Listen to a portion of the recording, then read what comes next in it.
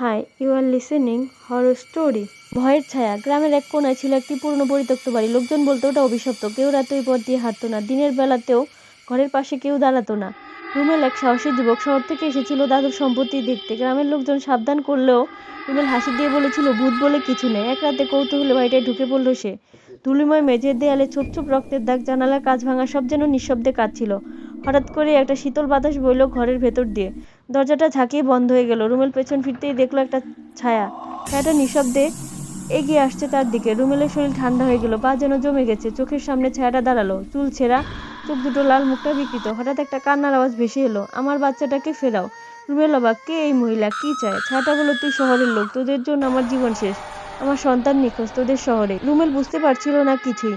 ভয় আর দুঃস্বপ্নে জর্জরিত সে পালাতে চাইল, কিন্তু দরজাটা খুলছে না। পরদিন সকালে গ্রামের লোকজন দেখতে পেল বাড়ির সামনে রুমেল মাটিতে পড়ে আছে, নিস্তেজ, চোখ দুটো ফাঁকা। তবে অবাক করার ব্যাপার, তার পাশে একটি পুরনো ছবি রাখা ছিল, যার মধ্যে এক মহিলার কোলে একটি বাচ্চা নিয়ে হাসছে। নিচে লেখা, নন্দিনী ও তার ছেলে নিখোঁজ 2001। তারপর থেকে কেউ আর এই বাড়ির দিকে তাকায় না, শুধু মাঝে মধ্যে রাতে একটা কণ্ঠ ভেসে আসে বাতাসে, আমার সন্তান কোথায়।